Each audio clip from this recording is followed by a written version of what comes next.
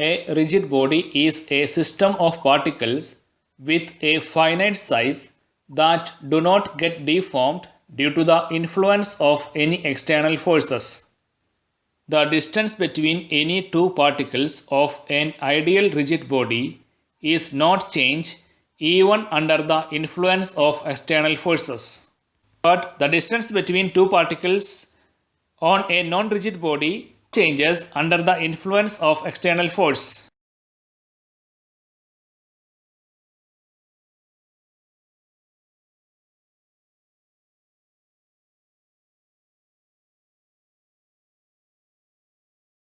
Let us now observe a rigid body in linear motion. If A and B are the two particles on the rigid body, during the motion of the rigid body, linear displacement of A and B are same. It implies the linear velocities of the particles A and B are same. This is also true for all the particles of the rigid body. Such a motion of rigid body in which the linear velocity of all the constituent particles is the same at any instant of time is known as the translational motion of the rigid body.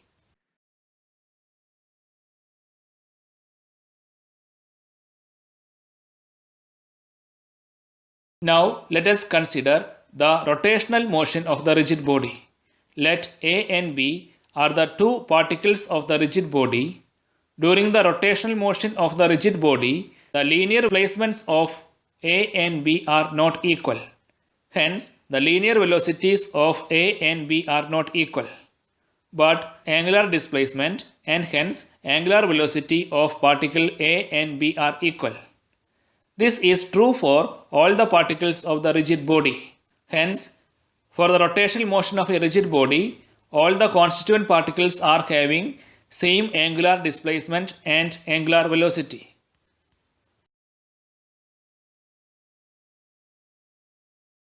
For rotational motion, a rigid body is fixed at one point. During the rotation of the rigid body, when the distance of the particle from the fixed point decreases, its linear displacement and hence linear velocity decreases, such that the particle at the fixed point have zero linear as well as angular velocity. While the rotation of the rigid body, an imaginary line is passing through this stationary particle at this fixed point. This fixed line about which a rigid body rotates is called the axis of the rotation.